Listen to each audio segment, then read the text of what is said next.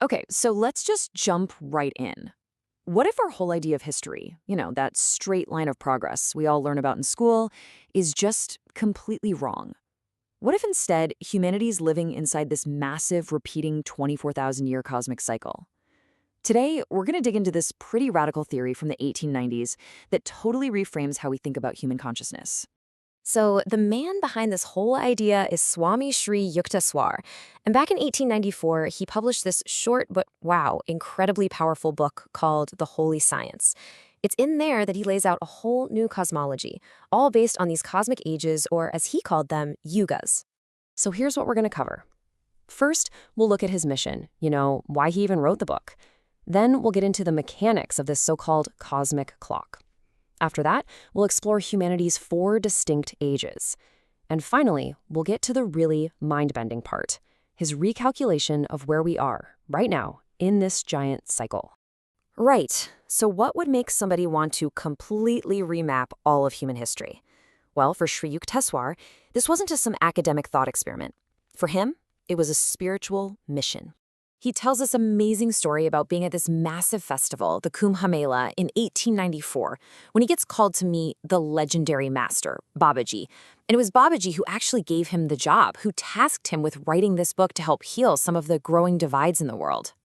And that was really the heart of it. In an age that was becoming more and more materialistic, Sri Yukteswar wanted to show that there's this fundamental harmony that runs underneath all faiths, all philosophies. He was convinced this was absolutely crucial for humanity's next step. And this brings us to the engine of his whole theory. Let's take a look at the cosmic mechanics that he said were actually driving our evolution and our de-evolution. This is really the central question that flips all of our modern assumptions on their head. Instead of this linear path from primitive to advanced, what if it's more of a cyclical journey? A journey of consciousness that rises and falls, almost like it's tied to the stars. The key term to know here is yuga. It's a Sanskrit word, and it basically means a world age. This theory outlines a cycle of 4 different yugas, and each one has a totally unique effect on our ability to perceive reality. Now, this is where it gets really wild, because it's based on astronomy. Sri Yukteswar explains that our sun isn't alone.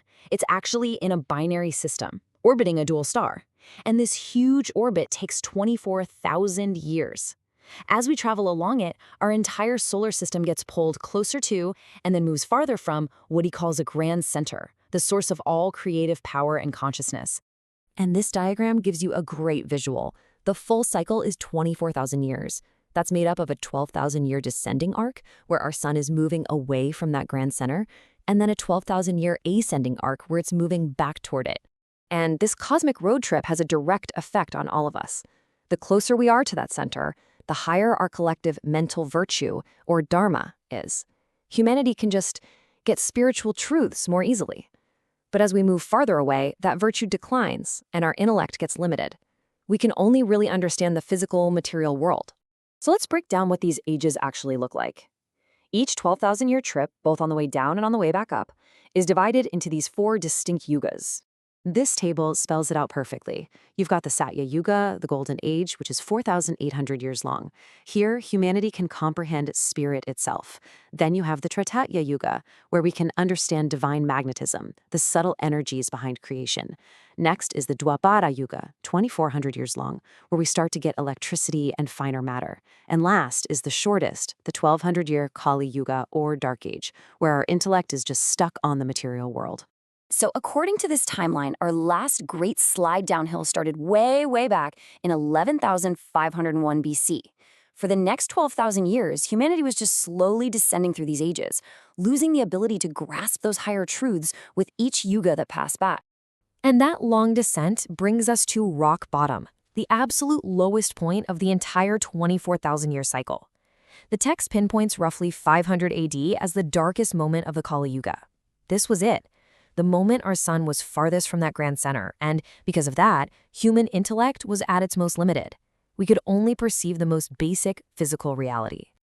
Okay, and now we get to the most amazing part of this whole theory, because this isn't just about ancient history.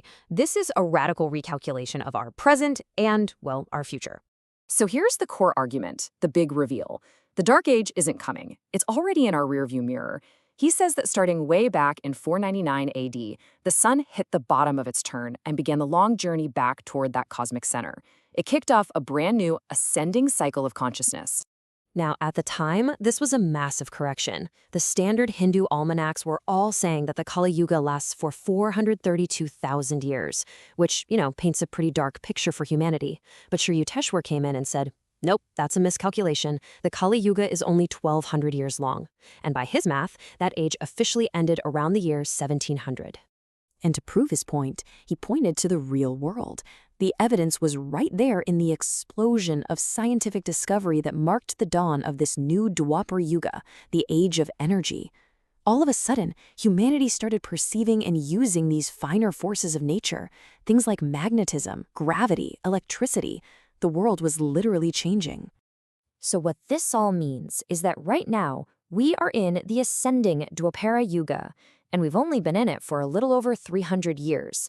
This is the age defined by our ability to understand energy, electricity, and the fine matter that makes up our universe. I mean, just think about the technological revolution we've seen in that short amount of time. To be really precise, based on his timeline, the current year 2026 would actually be the 326th year of the ascending Dwapara Yuga. He even thought we should start calling the years by their Yuga name to constantly remind ourselves of our real place in this huge cosmic cycle. And that leaves us with a pretty fascinating question to think about. We've gone from steam engines to artificial intelligence in just the first fraction of this new age.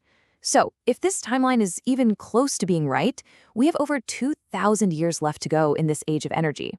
What is humanity going to discover? What are we going to create? And what will we become before this age is through?